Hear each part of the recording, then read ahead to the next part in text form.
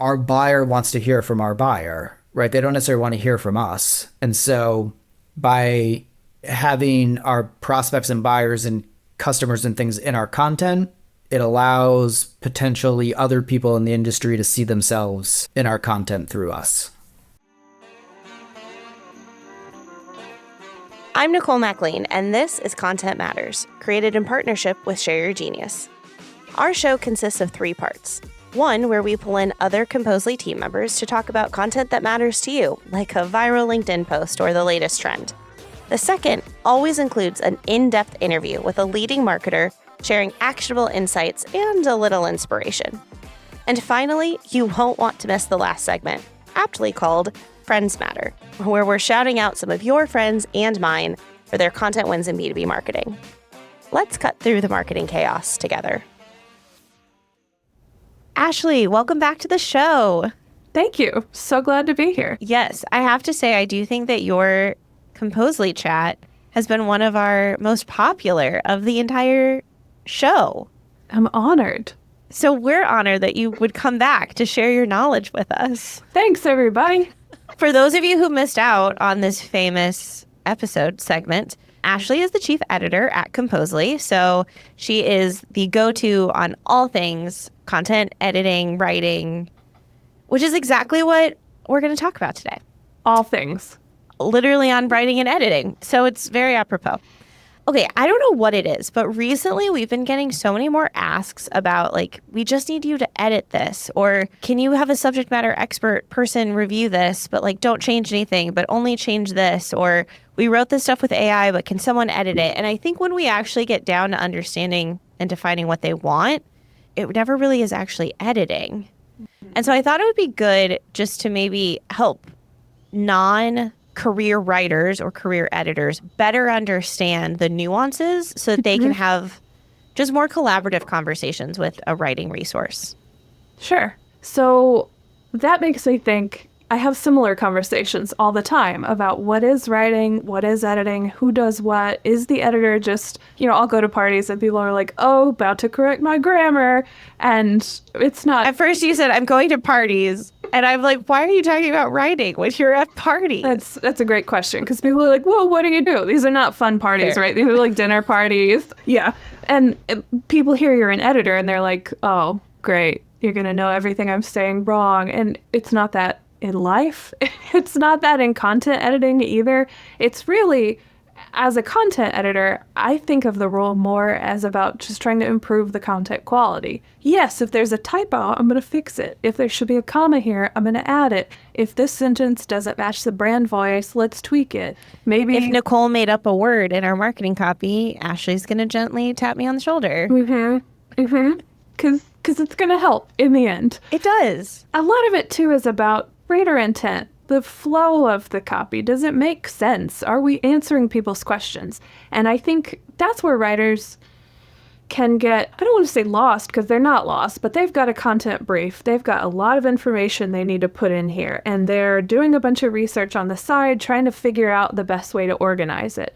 And so it's not that they're lost, but it's that we've got this draft with a lot of stuff in it. And then the editor comes in with fresh eyes and can say, okay, I think, though, with this keyword, what are people probably searching for? Let's tweak. Sometimes you get lucky, you have a really organized brief, somebody else has already thought through this for you.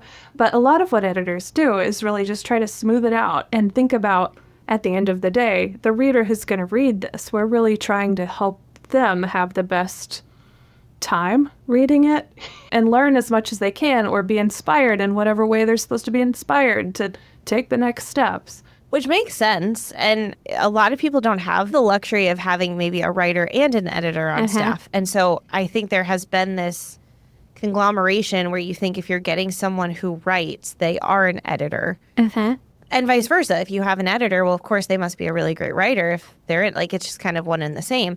At what point does it become, okay, I can't edit this anymore. It needs to just be rewritten? It's a good question. And I think, to be fair to people who make this assumption, there is a lot of crossover in skill set. Not every writer is going to get all their grammar right. Not every editor is going to be voicey or be able to tell the whole story. But I think that when it comes down to, oh, can we just edit this or do we need to rewrite it? A lot of the questions that raises for me are like, okay, how much knowledge is involved? Is everything I need to know already in this piece?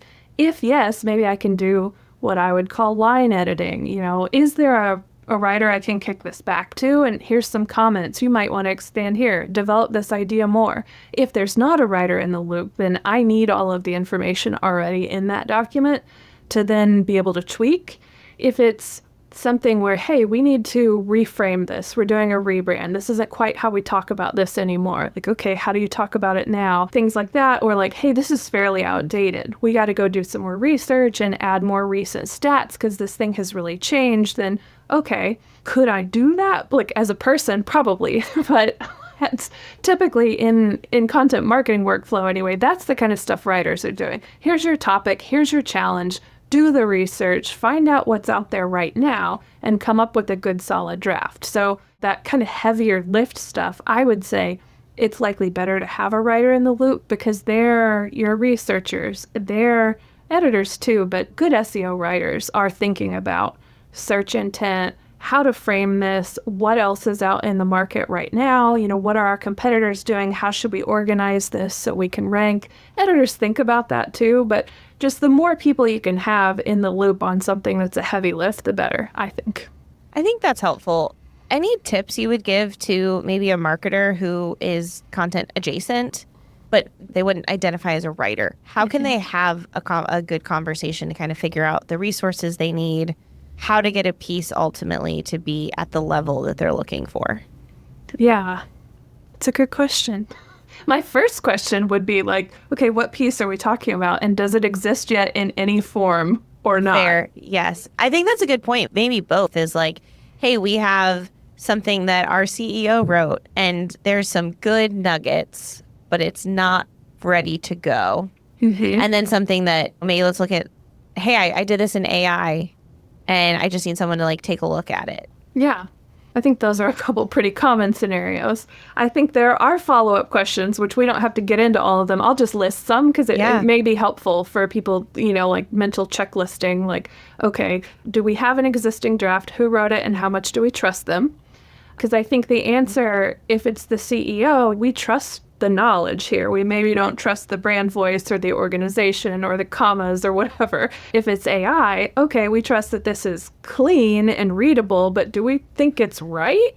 Like, we don't know. So I think those are very different content scenarios, and if you're asking me to edit them, then I'm like, okay, well, my next question is, what do you want to do with this content? Is the CEO piece, is it going on LinkedIn? Is it okay for it to be thought leadership? This is the discoverability question comes into play, where you're planning to publish it. If you want this to drive organic traffic to your site, then we probably need to weave these nuggets as quotes into a broader SEO play.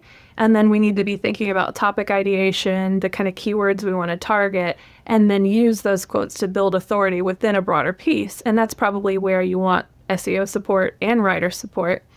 And on the AI side, like, do we trust it? I don't know. What should we do with it? Sometimes it's solid. I think we talked about AI last time, but so much of the output you get from AI depends on what you've given it and how good the prompt is. So if somebody asks me to edit a piece they drafted with AI, then I'm like, how much do I trust you? How did you prompt this thing? What does it know about your business? And you can get pretty far with good prompts. So having conversations like that too, if you're like, we've got this content creation process, we need it cleaned up, or we need it, whatever we need done with it. Sometimes what you need done is fact checking, and that's a whole other career. I'm not a professional fact checker. Sometimes you just need it tweaked for brand voice, and that's different. Sure, like we can line edit that so it sounds more like the rest of your blog because your custom GPT didn't quite get there because it's still talking like a robot, and that's not how you want to sound. I'm James Furbush. I'm the Vice President of Marketing at a company called AccessOne. What does AccessOne do?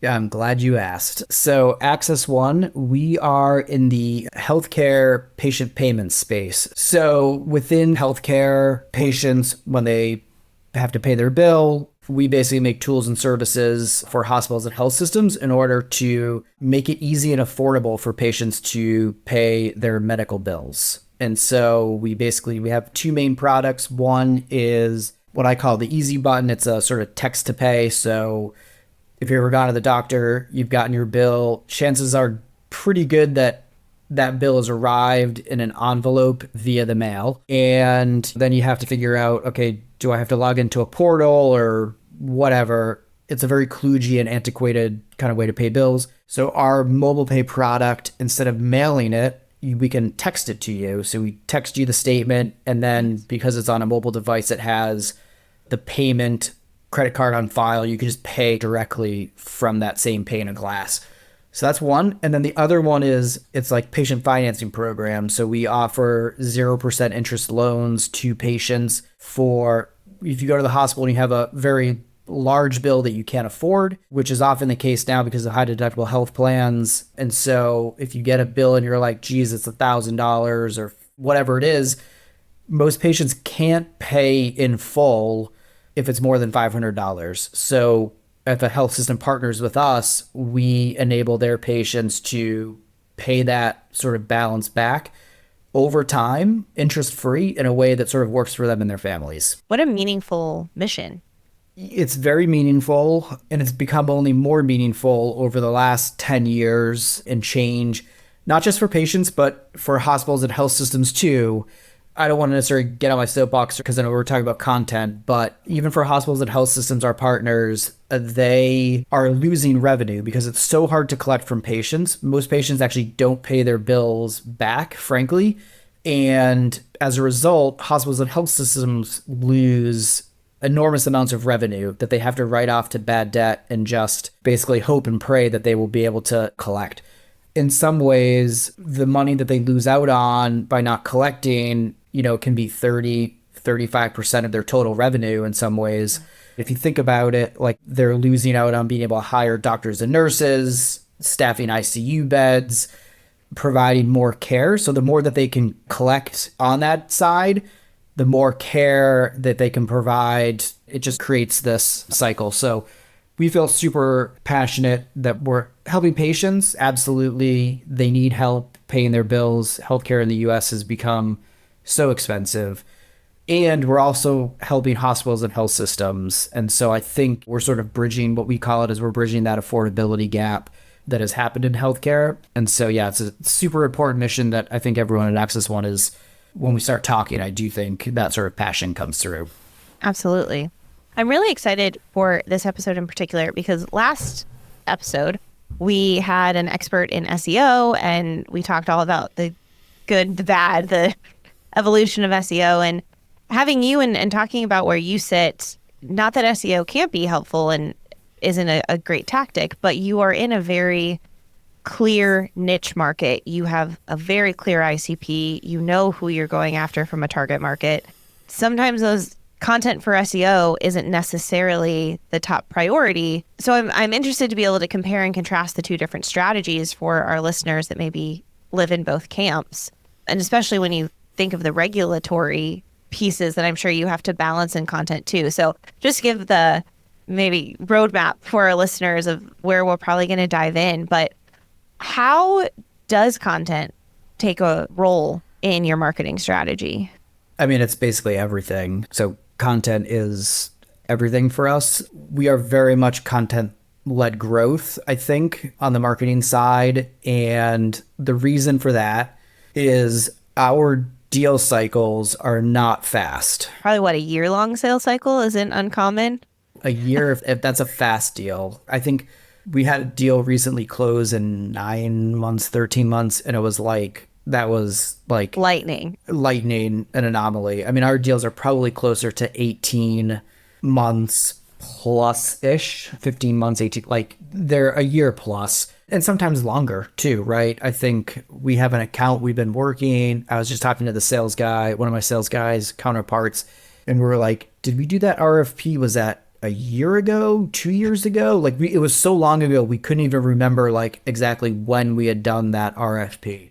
So for us, Content is hugely important to marketing for a few reasons. One, we need a reason to continuously engage and nurture accounts when they are that long, right? So people are not coming to our website to do a online product demo and then just signing up for the product a week later. We are buying committees, right? It's like 5+ people, and that includes like the CFO, our buyer, a head of IT. Oh, head of IT is a rough one. There's a lot of scrutiny on our deals because it's healthcare, right? It's selling to a hospital and health system. Sometimes they can be so gnarly, the buying committee, because it's like an academic medical center that's owned by a college, and that college is actually a state college. And so not only are you selling to the hospital and health system, but you're also selling to like the state government. So it's like you've got buying committees to evaluate the buying committees to influence the, it's like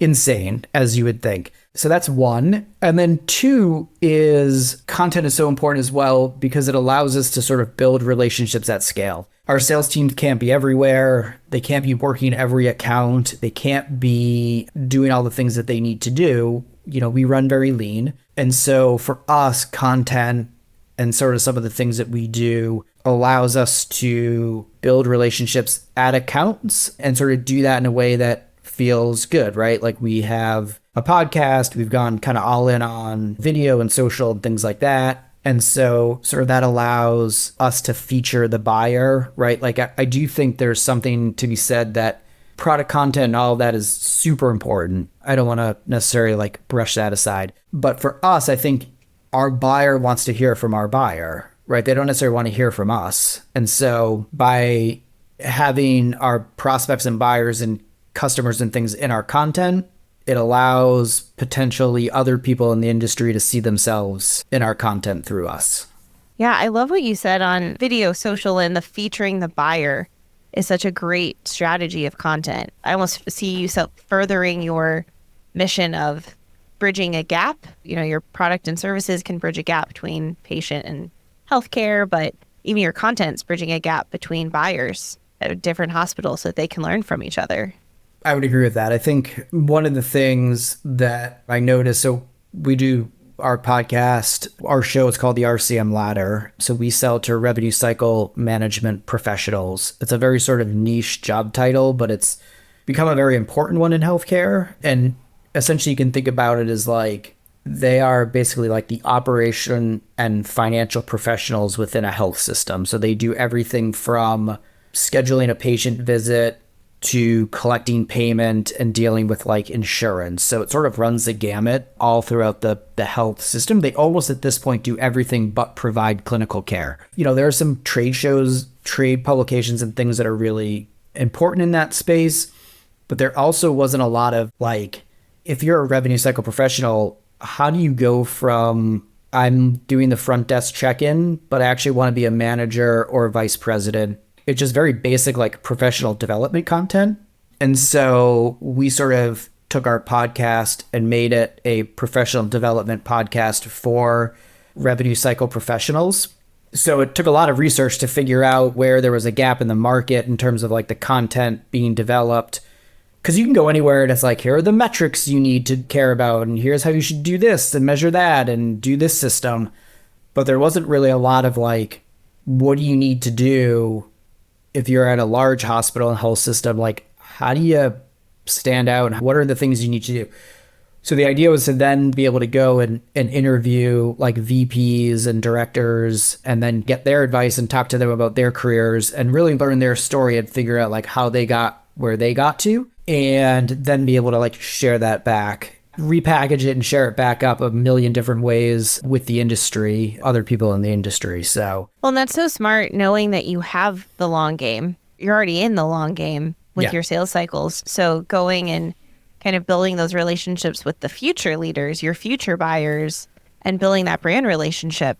And that's another point too, which is really great, which is like, we almost could interview managers and open up to different titles because like in 5 or 10 years, maybe some of those people will be in an elevated role and then they've sort of been familiar and experienced and had a good positive experience with AccessOne, know who we are, know what we do. Not to say that they will buy, but at least part of the challenge, I think, for a lot of marketers is really like, how do you just get into that 1 to 3 vendor choice set, right? Because it's like buying habits have changed. When people buy, by the time they're talking to sales, they've already got probably the 1 or 2 companies in mind. We're not a big space, so we do have a lot of competitors, but like not a ton.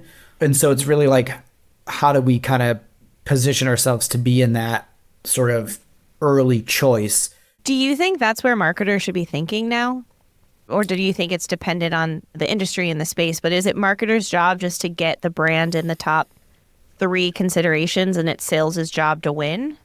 I mean, that's a loaded question. Again, I know. like, I think, I don't even know that I agree with that necessarily, but I'm just curious. Yeah, well, but again, like, it's also different, right? It's like you've got companies that are very product-led, companies that are, everyone's go-to-market strategy in some way is so unique to the business and the product and things like that. What I will say is for us, we're a sales-led company. It's like sales is super important. We're not getting business without sales.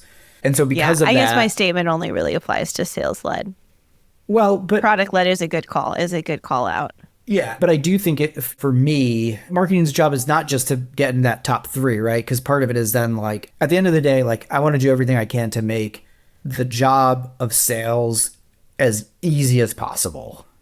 And part of that is making sure that we're one of the top 3 companies in consideration, that when they do cold outreach, they're positioned for success because they have heard of AccessOne and it's not like going to go to the spam folder or just get deleted, that at least like that email will get opened because they've touched AccessOne through a ad or a trade show or podcast or something, right? That they have a familiarity with our brand. But then on down through the buying cycle, that it's like they have the resources to succeed. They have the right sales deck. They have the right materials to educate and do all that stuff. So it's a lot. I think getting into that top 3 is one small piece of it. One small piece of, at the end of the day, setting our sales team up to be as successful as they can. Deadlines looming and you're juggling a million projects?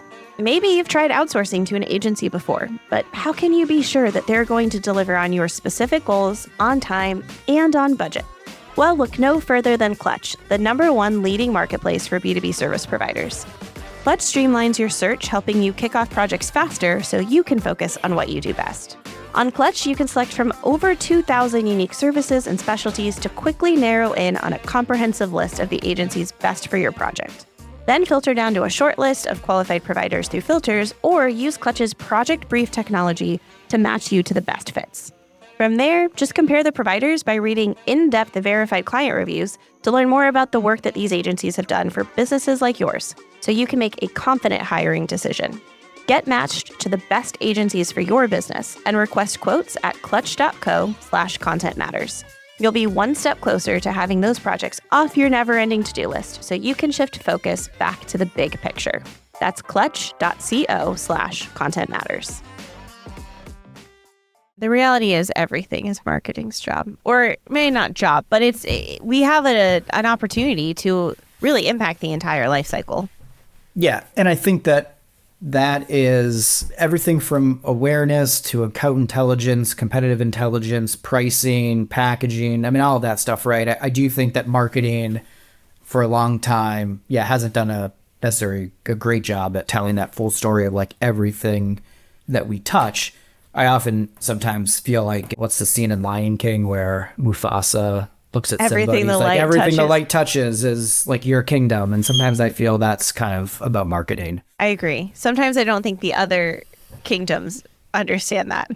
But that's our job, is to, like you said, make sure that we're not just marketing externally, but it comes up a lot on the show, the importance of internal enablement and marketing the work we're doing and making sure sales does know the right pitch deck and that a resource does exist for this situation is just as important. And you mentioned earlier when we were prepping that one of the biggest challenges of podcasting is finding great guests and organizing all of that. But you have like a really genius way of, again, connecting the podcast back to your audience. Can you share that with our listeners? So I had a hard time getting the initial kind of roster of guests for what I would call season 1. And I was looking for about 13 episodes just as like a here's a test pilot. And I wasn't getting much traction internally with CS and sales. At the time, I didn't have like the biggest, like just people I knew who I could like, hey, I'm doing this thing. Can you help? But what I did have is I knew this woman and we were connected on LinkedIn. She had run a couple webinars, industry webinars. She ran a sort of events content business that would do webinars and things, thought leadership for revenue cycle professionals. So like our buyer, core buyer. And I attended a few and we were connected and a little bit friendly on LinkedIn. And so I like reached out, I sent her a message and I was like, hey, Kate, this is the dumbest idea I've ever had, but I'm going to shoot my shot. Do you have like 15 minutes if I can like just run something by you? And so she was like, all right, I'm intrigued. Let's hop on a Zoom. So we hop on a Zoom and I'm like, you have this great network of webinars. They're well attended. I'm like, I'm launching a podcast and I'm looking for guests. And I was like, so I would love to tap into your network. So if you would make intros for me to be on, I explained to her what the podcast was about and what we were trying to do. And so I was like, if you would make intros to help me book guests, I was like, in exchange for every guest who comes on the show that you made an intro for, I will cut a sort of 30-second spot promoting your organization. So I'll promote your community and it'll be a whole thing. I'll like write the ad, I'll record it so it'll sound kind of native. Like it'll just be like me reading and be like, hey, this episode brought to you by like our good friends at, and I'm totally blanking on the organization's name. Sorry, Kate, if you're listening to this. And it's fine. They just have to go listen to the show. They just have to go check out our and I was like, and I'll drop it in right after the intro. We'll create a video version. So we'll drop it right in the intro after the YouTube. It'll be one of those things where it can't be skipped. You can fast forward, but you can't really skip through it.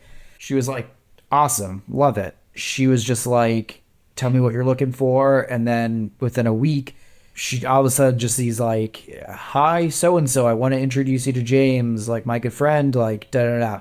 So I booked she sent probably 25 introductions. And I think we booked, we got almost all 13 episodes from the first season through that. And there were probably another 3 to 4 that 4 or 5, I don't know how many that just didn't end up getting scheduled for one reason or another. But yeah, so that worked out enormously well, like tapping into someone else's network and basically just giving them like free publicity. So I used our platform to give her organization free publicity, and she in turn introduced me to a ton of good guests. So yeah, that proved to be an interesting strategy. I think sponsorship and commercial, or however you want to say it, in a B2B podcast is significantly underused as a strategy, whether it's to build goodwill with a partner or a community. It can be authentic and it doesn't have to be cheesy. And you call the next 10 minutes, you get blah, blah, blah. You want it to still feel authentic, but I feel like that's one of the things for people who are doing B2B podcasts that don't take advantage of that as a piece. Yeah. I mean, it definitely got me thinking about just tapping into that. Like there's a lot of great like healthcare newsletters that always have like ad spaces in them, promotional spaces and things like that, where it's like, oh, I wonder if like partnering with them to just put our name out. Yeah, so it did get me thinking about how like an underrated strategy is definitely like there are communities and networks probably in any given industry. It's definitely oversaturated, I would say, like in the MarTech. Like if you spend any time on LinkedIn, like marketing, sales, tech, it's like every company has a Slack community and like, so there's a lot. And it's kind of an easy play, certainly when you're in that space. But I would say, even if you're not in that space, like even in healthcare, like there's a lot of communities you can tap into. Probably if you're in a services business, there's probably a lot of communities you can tap into. That definitely an underrated approach for sure in marketing. Because you have to authentically be a part of that community. As marketers, you and I are probably in a lot of those MarTech and marketing, and the ones that are great, I think of Sixth Sense, the CMO coffee chat is one of theirs.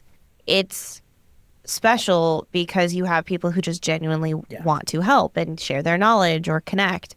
And it isn't just a glorified sales pitch. It is authentic community. And you have to actually build that.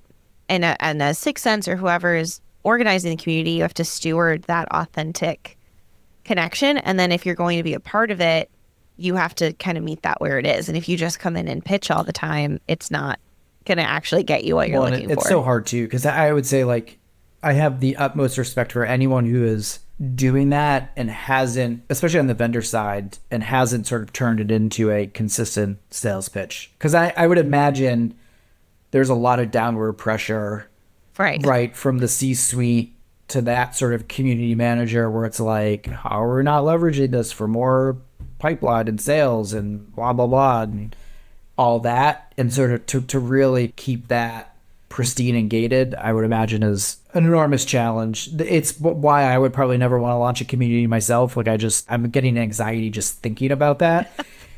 And so it's like, much respect to the people who do it and do it well, because I would think that that's just such an enormous challenge. Well, and I think you're bringing up some interesting ideas of when you're a small team and you have to be scrappy, regardless of size. I mean, to point, AccessOne has great revenue, great growth compared to, a 1 million seed startup comparison. You don't want to ever spend money erroneously or to point. And so there are some of these tactics that are kind of scrappy and can be really effective. And I've always been such a fan of the partnership, collaboration, find two people and find mutual win for them, like you did in kind of that story that you shared. And I feel like we need to do more of that with each other. Yeah, I would say generally I'm not a fan of spending your way out of problems. I've sort of been in an environment before where that was the case, and it is like it's like cash on fire. Acquire it, at all costs. Which is fine. I mean, if you have that, great. But what I will say is what's fun, I think, about marketing and content and the challenge or whatever is like when you have constraints, when it's like, I don't have money, so I'm gonna hit this number. I don't have resources. Like, how do I do this? And so it is like, that's where I think a lot of the fun happens, where a lot of the magic happens, where a lot of the fun, where it's like, how do I think through these challenges in a different way, or in a way where I can't spend money, but I still have to kind of achieve the same outcome. And I think I try to listen more when I say, oh God, that's like the dumbest idea ever.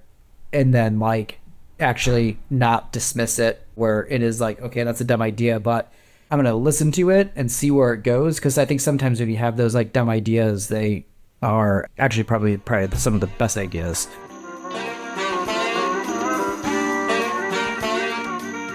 Welcome to another edition of Friends Matter. This week, we're celebrating our friends over at MyFitnessPal.